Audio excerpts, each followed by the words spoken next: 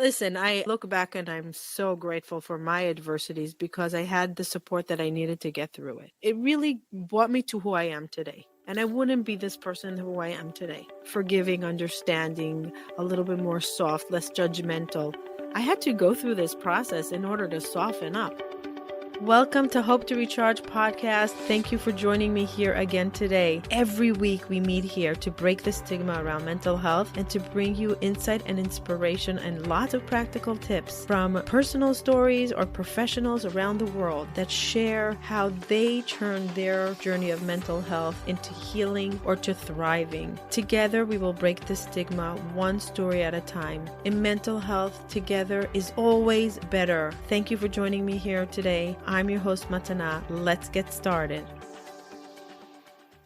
Thank you for choosing Hope to Recharge podcast to spend another 45 minutes with us. Hope you listened to last week's episode with Alana Shlagbaum, where she shares her incredible story of courage through tremendous amounts of pain. If you did not listen to that episode, go back, listen to that episode first, and then come back to part number 2. This is part number 2, where I share my journey with the fertility world, losing a part of myself, the extreme pain of not knowing what was broken with my body, the losses that I had, and how I chose to gain my life back, to live alive. I'm usually very open with my life and my journey and my challenges. This was a very hard episode for me to share because I'm sharing it publicly with the world, a part that I never shared before. I'm going to record another episode after this, but it's going to come out in a few weeks, and it might be premium content because it's going to be very in-depth conversation about what it's like to go to the mikvah maybe even twice a month and the hardships of being a nida so often. And for someone that struggles with OCD like me, what was it like each and every month to visit the mikvah with so much losses? Hope this inspires you to find your life that you can ignite, that you can live alive, no matter what the adversity is. Don't get stuck in your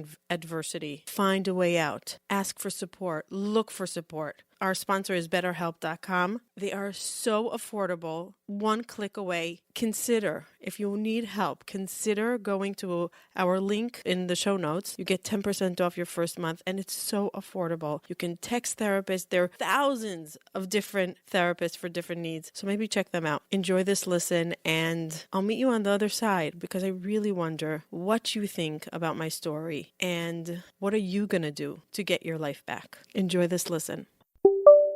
Literally, I feel like there's this piece of my chest that's stiff from holding my breath back while you're telling the story. First of all, I don't understand how you did it. I really don't understand how you went through so many years of the unknown. That unknown is just torture. Scary. Yeah, and it's in a way so unfair, but what are we going to say? What are unfair to what? What are we going to do? I'm still here to talk about it, so that's how I have to go. I got to take that road. Right. And it's going to be healing. What I'm going to tell you is that you're going to hear other stories, hold space for other people, and it's going to be a very spiritual experience. And it's going to heal the little bit of the brokenness that you felt. It's very strange how it happened. And the only way to really do it is by sharing, because there's a sense of an energetic field of togetherness that happens when somebody else holds space for the same pain, for the same struggle. And you're not a doctor that knows technically what you went through, but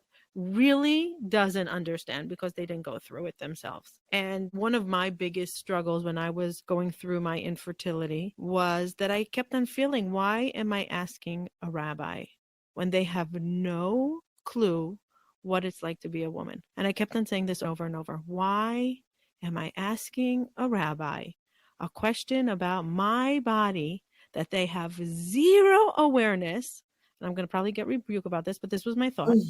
They have zero awareness of the emotional toll that it takes a woman with her hormones. They never went through a hormonal change as a woman. They never went through a loss of a baby from your body. They don't understand the challenges that we went through.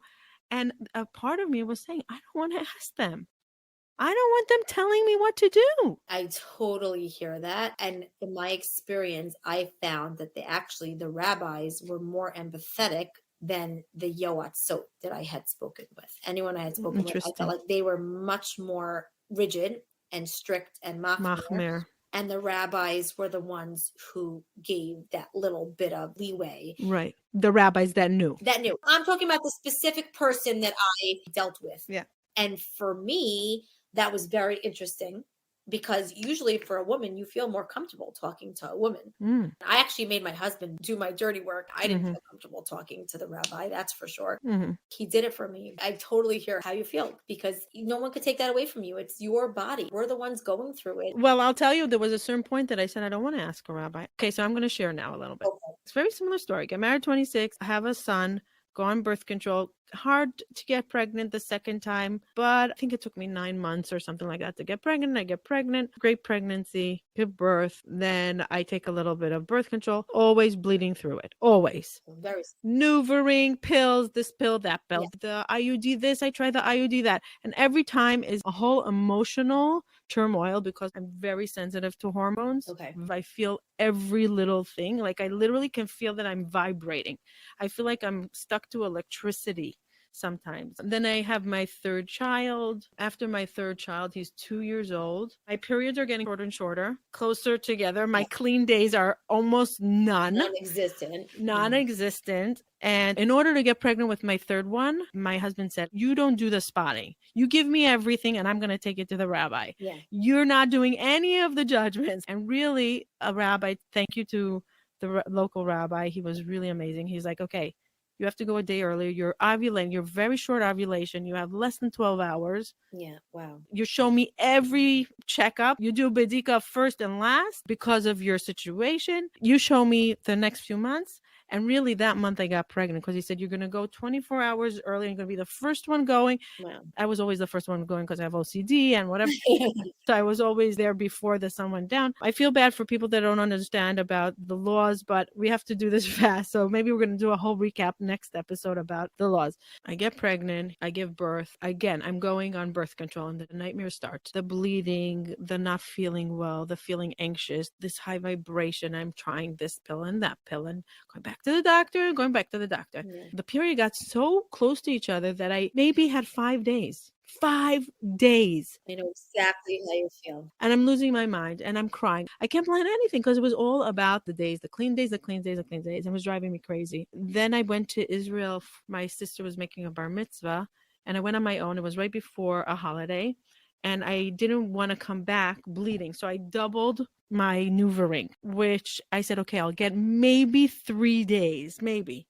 Now the hormones, just imagine how much hormones is in my body, like crazy. I come back, a full-blown panic attack. I thought it was a heart attack. They rushed me to the hospital. And that's when I started my whole journey of mental illness. It went from a panic attack to another panic attack to depression to anxiety to not eating, in and out of the hospital. And I realized that first panic attack was, yes, it was a million other things, past traumas I didn't deal with, but the hormone imbalance is what really set me off. And until I normalized myself. So of course I have to go on birth control, but birth control is not good for me, right?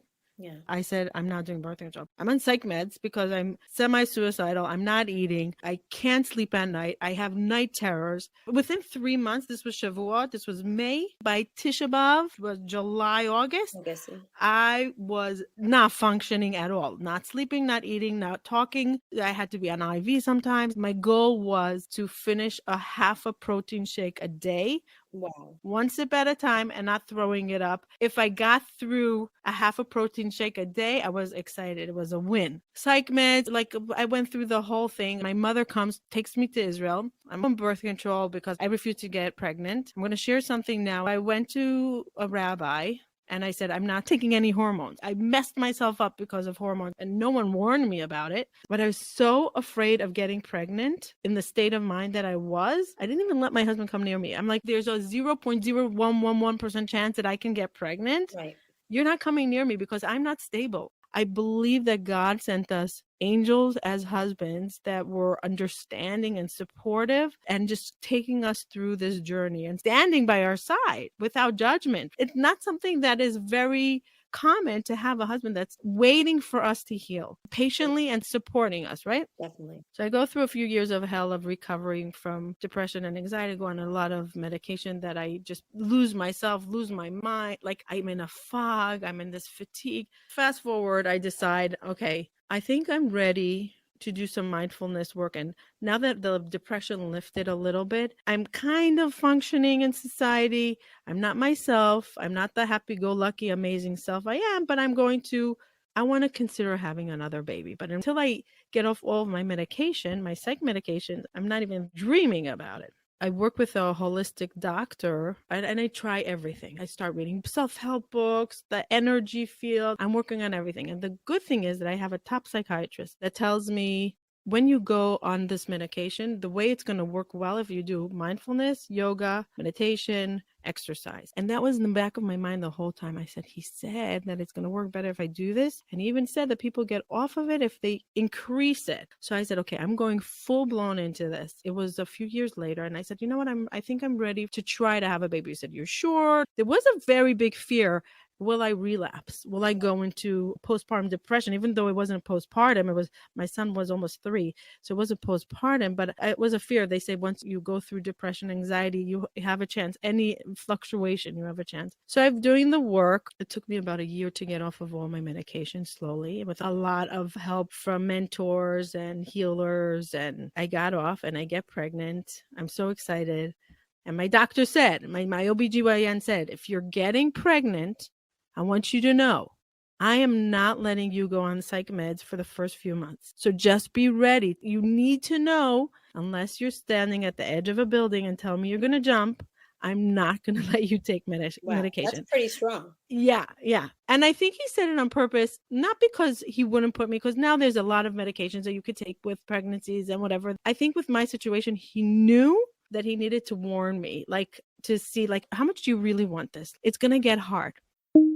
This episode of the Hope to Recharge podcast is sponsored by BetterHelp.com. Is there something that's preventing you from achieving your goals or interfering with your happiness? Maybe it's anxiety, stress, or worry, or what's going on in the world right now. BetterHelp.com will assess your needs and match you with your licensed professional therapist, and you can start communicating in under 48 hours. It's not a crisis line and it's not self-help. It's professional counseling done securely online with a broad range of expertise available depending on what you need, and the service is available for clients worldwide. You can log into your account anytime and send messages to your counselor, and BetterHelp.com is committed to facilitating great therapeutic matches and make it easy and free to change your counselors if you need to. And it's more affordable than traditional offline counseling, and financial aid's available. BetterHelp.com wants you to start living a happier life today. So visit BetterHelp.com/hope to recharge. That's BetterHelp.com/hope to recharge, and join over 1 million people who have taken charge of their mental health with the help of an experienced professional. You'll also get 10% off your first month. Once again, that's BetterHelp.com/hope to recharge.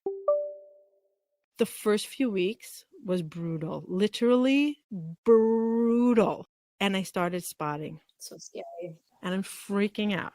I'm on vacation in Orlando, the nicest Waldorf Astoria. My kids are having fun. I'm losing my mind and spotting, and I'm freaking out. And I'm like, okay, this is it. This is crazy. I'm like, you know what? Maybe I should just lose the baby, go back on psych meds. I don't need this. I remember calling my sister. My whole family is in Israel. And I said, I don't know what to do. We're sleeping on a very high floor. My fears and my depression is getting so strong. I'm afraid that I'm going to do something irrational. Not that I want to die, but I'm afraid my body is going to do something as a reaction. I said, what am I going to do? And I said to my husband, I was busy being nauseous. I get very nauseous. And my husband's trying to feed the kids. And I'm like, listen, Ari, after the kids go to sleep, you put me on the side of the room, further away from the window. You block me from the window. You hear me move in the middle of the night. You get up. This is what I'm telling him. Can you imagine? I can't. I really can't. And I'm like, you make sure I don't jump. You just make sure I'm going to be okay. I look back at pictures where I'm smiling and I'm half smiling and I'm like trying to fake it for my children. And I just want to get home to my safe place. I just want to be back already. I just want to go back to my doctor. I find a healer that helps me just get through the 3 months. And she says, get through the first trimester, you're going to feel better. I'm telling you, your hormones are going to kick in. Your happy hormones are going to kick in after the first trimester. And everything is going to be okay. You just have to hold on. And we did a ton of sessions. She was in Israel. I was in America. And we were just holding the space that I won't go back into my depression, whatever. I go to Israel the month before I give birth to meet her in person. I do it in person that I won't have postpartum depression and everything should be okay. I give birth. Everything's great. I take a nurse because I don't want to see the baby. I need to focus on myself. If I regress now with my mental health, it's not good. I do go back on birth control, and I don't know why, because I was doing well. So I go back on birth control, and again, the whole spotting. It was like 9 months later. I said, let's have one more baby, and that's it. We're done. I'm feeling great. So he's like, whatever you want. He wanted to have like 10. So he said my ideal would be 6, but whatever, the more the merrier. Right. So I'm like, no, we're not doing that. So we try to have another one. I get pregnant, miscarriage, another miscarriage. One was walking in the street. I felt it fall out. One was in the bathroom. And I'm like, what the heck happened to my body? What is wrong? At this time, I think I'm 35. I remember being so frustrated by this. And there was no, again, the doctors didn't know anything. Okay, it makes sense. You were medication. Like, you can also blame psych. Your body's broken from that. You never know. Maybe the hormones messed up. Maybe your psych medication. So what do you want to do? I said, you know what? I don't know what I want to do. I don't want to bleed all the time. I don't know what I want to do. So there was one time that we were in Israel visiting my parents. I was crying to my parents about this extreme loneliness of going through this. I think my mother was walking with me when I lost one of the babies, and it just fell out. And I said, Ima, it fell out. And she's like, what fell out? I said, my baby. I ran to the hotel and I saw it. And I remember I said, should I keep it? And then I said, what am I going to do? And my mother said, you know what? There's this specialist, a fertility specialist. We're going to try to get you into her before you go back to America. I said, really? You really will? So I go see the specialist and I lay down on her table and I have a flight to go back to America the next day. And she's like, okay, let's see. Okay, let's do a scan. But she looks inside and she's like, oh, easy. Early ovarian failure. I said, what? She's like, oh, you have early ovarian failure. I said, what is that? She's like, oh, basically, and she's very cold. And she's like, you have kids? I said, yeah, I have 3 kids. Actually, I had 4 at the time. She's like, okay, just be grateful because it's a miracle you had kids because this early ovarian failure looks a little bit older. When was your last kid? And I told her, she said, well, I had a lot of miscarriages, blah, blah. So she's like, well, you have ovaries of a 60-year-old. You're going into early menopause now and you're not going to, and she's like saying it as if she's saying, okay, so the recipe to make bread, you just take a little bit of it. And if you don't have gluten-free flour, so that's, I'm literally like hyperventilating. I'm like, what are you? I don't even know the words you're saying. And she's like, but I have somebody coming and I really took you as a favor. So this is what I'm going to tell you. If you do get pregnant again, you're probably going to lose it. And you really shouldn't get pregnant because your ovaries are so old that your eggs are so bad that they can't really produce healthy babies. So you don't even want to keep a baby. So yeah, that's basically your condition. So I guess you have to think about what you want to do. And she's like, okay, goodbye. Literally. I just can't. I leave the office and I'm shaking and I'm like, Ari, did you understand a word of what she said?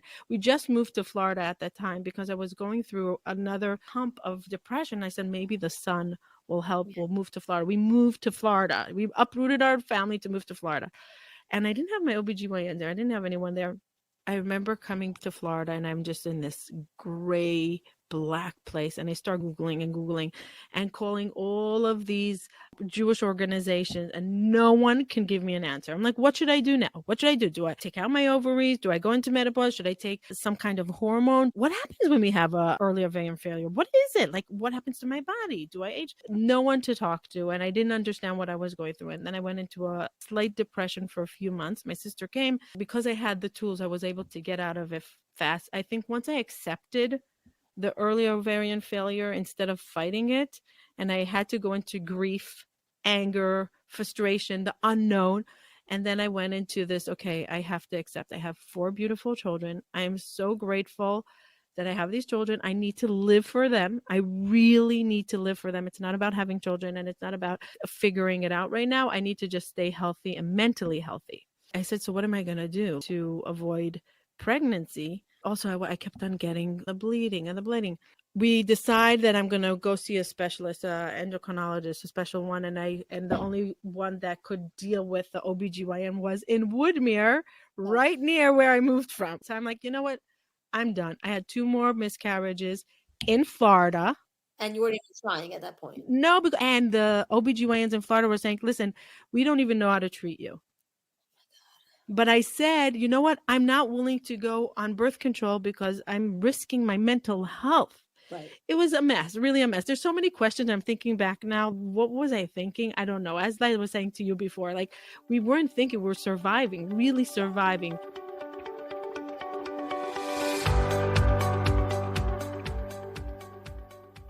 Do you sometimes feel stuck? Do you wish you can be somewhere else? Do you have a vision of where you want to get to, but you just don't know what the first step to take in order to get to that life that you're dreaming of? Many people ask me, what did I do in order to create this wellness that I'm living in? How did I shift from deep depression, from extreme anxiety to a thriving life, to a productive life, to a life full of joy? I put many things into practice, and it's every single day. Many of you know that it's gratitude, a healthy mindset, boundaries, self-love, and one of the most important things that many people don't speak about, forgiveness. Self-forgiveness and forgiveness to others. Essential for healing. If you want to work one-on-one with me in order to move forward towards that dream life that you have a vision of, click the link below in the show notes. It's a custom-made program for you, one-on-one with me. We will develop a concrete program that you can implement in your life so you can create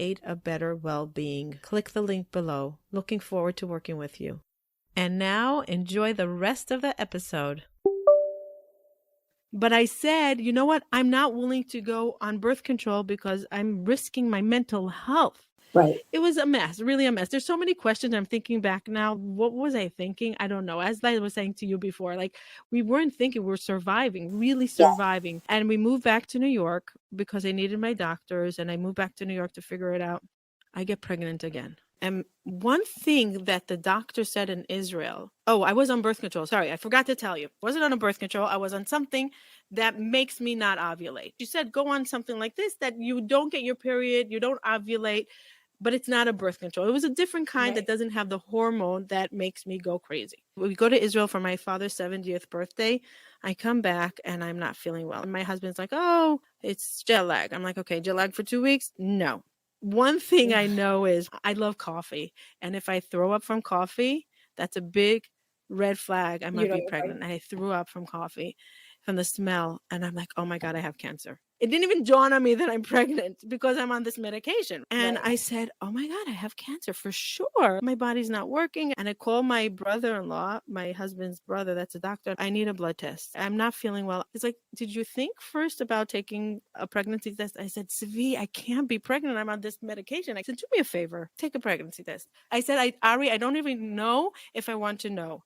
If I'm pregnant, I'm going to be devastated. That means I have to go through loss again. I have to go through the whole thing again. I said, I can't do this anymore. By this time, I'm 41, I think, or close to 42. And I'm like, I'm done. I'm old, like done. Let's close it up. Let's finish. It came out positive, and I'm like, oh no. Another loss. This is number 6 or 7. I said, I can't go through this roller coaster again. I just can't. Ari said to me, I remember the doctor saying one thing, an early ovarian failure, your body doesn't produce progesterone, but if you catch it early enough in the first few weeks, you can take extra doses of progesterone. If it's an unhealthy egg, that's not going to save it. But let's hope that it's a healthy baby. And let's see if we can keep it alive till 3 months. If we can keep the baby alive till the end of the first trimester, the baby produces the progesterone and you don't have to produce it. What's broken in your body now is that it's not producing progesterone. So if you take progesterone 3 times a day, you need to be in bed and you need to keep on popping it up, and it's awful. The nausea level is on a level that you cannot fathom. And I'm like, what am I doing? I'm feeding maybe a sick baby. What the heck? Maybe I should just let it go. Let me just let it go, and that's it. And I'm taking everything out and I'm done. And he said, if we already have this one with no chance, you were on a pill that was not even a birth control. It was stronger than that. I said, okay, fine. And the whole time I'm thinking, I hope it just falls. Until this time, I'm a very positive person. I worked on my mind for many years. Positive thinking, positive psychology, what you think happens. Ari's like, come on, this is when you need to put all your teaching, you need to put into work now. This is when you up the game, up the dose on positivity. And I'm like, I don't even know if I want this baby. I start bleeding in the beginning. They're like, okay, you're probably going to lose it. Now the numbers, they track my numbers 3 times a week. And they're like, okay, it's going, because it was not going up well. And I was just waiting for it to plummet. Okay, just plummet. And then we're done. And it wasn't. It was going up, but not a lot up. And I'm like, oh my God, this is hell. I get to 3 months. I'm not bleeding anymore. I don't have to take the progesterone. I'm feeling good. I start going for the tests, and the doctor's like, listen, we're going to keep a very close eye. And if Ari not remembering that part, I for sure would have lost the baby. If he's not remembering the part that the doctor said, your body's not putting progesterone, and what usually we do, we give progesterone, but you know what? Your ovarian failure is so over, Bata, like it's done. Don't even try that. But Ari remember that, and he stuck to it. And he told the doctor, and the doctor's like, oh, you can try that if you want to. But you don't have to. Let the body do what it wants to do. And it would, if the body would have lost the baby naturally, it would have. Anyway, I go through all the stages and I'm counting my blessing. And I'm like, oh my God, okay, I'm full term, the day of our gift. It's such a miracle, baby. And I'm like, okay, Ari, a month after we get the baby, let's run to the doctor. Take everything out. So we go to the doctor and the doctor's like, no, you don't have to take everything out, which I'm curious that they didn't tell you to do an ablation. Did you ever hear of that? Oh, yes. An ablation. Ablation. They did. They recommended an ablation, but an ablation was not a guarantee. It's basically that they burn out the uterus. But you didn't have the lining in the first place, so I don't understand what they would burn out. At certain points, I did have more lining than others, but there was no guarantee that you were still not going to bleed with the ablation. And I had a friend who had an ablation, and she was like, oh, it was not a guarantee. And I'm like, I'm not doing this if it's not a guarantee, because I'm still not going to be able to have children, but I'm still going to bleed. So what's the... So I said, that's not enough for me. I need a guarantee. I'm not willing to go into full-blown menopause. If I have a tiny bit of hormones left, I want to have that. But I'm not willing to go into the cycle of every 10 days. I'm done with the mikvah drama. I'm done with the crying. I just can't. I want my freedom back. So he said, okay, let's take your tubes out, not your ovaries. Take the tubes out, do ablation, and you'll be free. Hopefully, he said, listen, you definitely won't get pregnant. First of all, you're not getting pregnant. Second of all, hopefully the uterus won't grow back. And if it does, after a few years, we'll come and we'll do the procedure again, but at least you're not bleeding. If it is, it's a tiny little bit and whatever, fine. I do it. Can I tell you, when I went to the mikveh for the last time, I was so happy. I said, thank you, Hashem, for me not needing to see this place, hopefully never again, because there was so much pain that happened here, so much loss and like feeling of, I don't know what's going to happen when I get out of here and where my place as a woman. I just felt broken, like you said, a broken machine. And I was so relieved. And people were like, didn't you cry? I said, yeah, out of joy. I'm getting my life back. Of course, the fear was, you're not going to have that renewal. You're not going to have your period. I said, you know what? I never enjoyed my period and my separation from my husband, not one day in my life. Not one day. I'm married 20 years, not one day was a positive, not once. I am looking forward to a new chapter of my life, to being free. And I kept on saying, I'm free. I'm alive. And thank God my mother came in. I had a whole argument with my mother. She asked me if I asked a rabbi, and I said, I'm not asking a rabbi. I'm sorry. If a rabbi will say no, I'm not listening to him. And if he says yes, why do I need to ask him? That was my own decision. I said, listen, he doesn't know the hell of the mental health and my depression, anxiety. I don't want to have to start telling the whole thing. I know right now it's not an option. There's no reason why to go through it, not for my kids that are alive and not for myself, not for my marriage, for my mental health. Done. And we had a whole falling out about it, the religious aspect of how can you not ask a rabbi? And I said, this is my choice. It's my body. And there is no two ways about it. And my husband was very much on the same page with me. He's like, we're not going through hell again. Your mental health is number one for the stability of our family. Yeah. Really, I gained my life back. And I call it my freedom. There's definitely something freeing about it. There's no question about it. It's just knowing that you're on the other side. It's the radical acceptance of this is what we have to do with what we have. And how can we stay alive during the pain? And I was 40 something, but it really happened when I was 30 something. But I just didn't know about it until much later. And I had so many losses. How many miscarriages? How many sad moments? How many tears went into the unknowing of why am I getting my period every 15 days? I found with losses, people are like, oh, it happens. Or I can get pregnant so easily and I'm going to plan when I'm going to have my baby. And I'm like, well, you know what? It's good for you. If that really happens, you should be really thrilled. But guess what? I hate to break it to you. It doesn't work like that for many people. When people went around saying, people would also mislabel mine. They'd say, oh, well, you had 2 miscarriages. No, I had a late term loss. My baby had a heartbeat. It was very much there. For a very long time, I had such a hard time with people like addressing it the wrong way. And years passed and it's easier for me. But you know what? It's hard. A loss is a loss and it's a lot. You put a lot into it, especially when you try so hard, and it doesn't make it any easier. I think also in the Orthodox world, there's such an expectation of what a woman got much better in the last 10 years, 20 years. It got a little bit better, but there's still an expectation of you try, you don't give up so fast. Thinking back, if I wasn't Orthodox, I would probably just take everything out like right away. Goodbye, good riddance after 3 and say, count my very lucky stars. My brain wasn't even thinking that way. I was thinking, no, we have to try more. We have to have more. I didn't know what part of me wanted it and what part of me that was programmed that wanted it. There's such confusion. Well, listen, I'm one of 5. I'm number 3 out of 5. And I always grew up saying, oh, I'm going to have 5 kids just like my mom. Meanwhile, it didn't happen. I'm the only one in my family who had all this trouble, who went through all this bleeding. I have a sister. She had nothing. My mother had 5 kids in 7 years. My sister had 4 kids in no time. No one else went through what I went through. And no 2 people are alike, even in your own family. And you know what? I don't resent anyone. It just stinks for me. Right. And that's what it comes down to. That's our package that we got. It's just what was assigned to us. We always say 1 million people have good things going on in their closed doors, but if they threw all their problems up in the air, would you want to collect somebody else's problem? Listen, I look back and I'm so grateful for my adversities because I had the support that I needed to get through it. It really brought me to who I am today. And I wouldn't be this person who I am today. Forgiving, understanding, a little bit more soft, less judgmental. I had to go through this process in order to soften up. I was a tough Israeli, judgmental Israeli that was like, this is the way it is, and da-da-da. And I needed to go through that.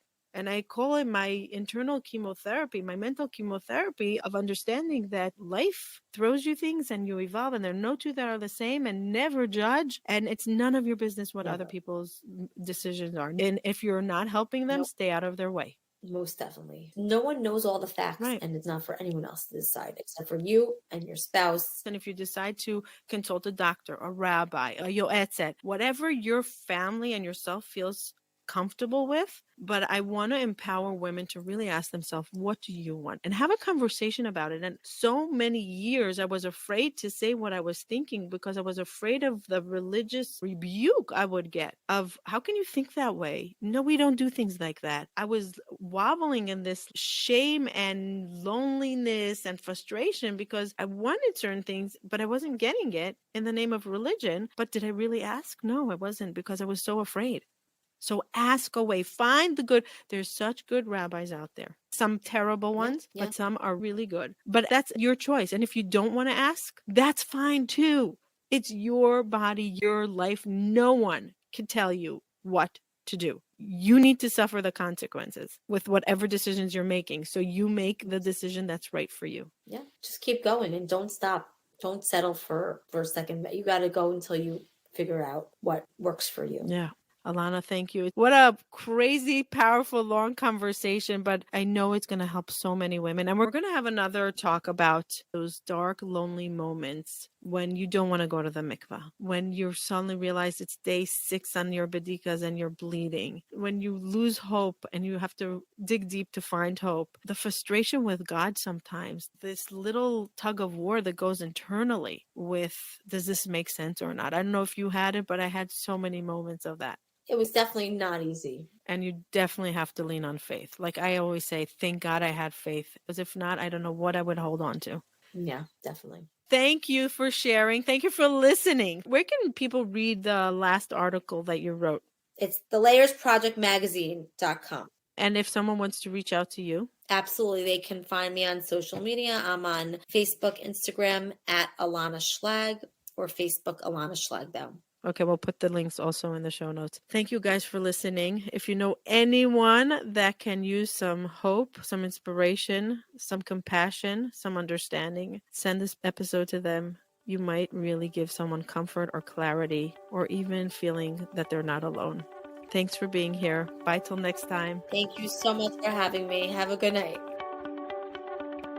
Thank you for listening till the end. We highly appreciate all of our listeners. And mental health together is better. You being here means a tremendous amount to us. If you enjoyed this episode and you would like some extra boost of information and inspiration that is not on the podcast, you can go to our website, hopetorecharge.com. There's some premium content that for the cost of a cup of coffee, you can download some amazing information that will help you, a tool that will guide you through life. So don't skip a beat. Don't hesitate. Go to hopetorecharge.com and see what other offerings we have there for your mental health well-being. Thank you for joining us. And remember, if you enjoyed this and you want to say thank you, the best way of gratitude will be by you leaving a review or a comment or sharing this with a loved one. There is no greater form of gratitude for us. Thank you. Bye till next time.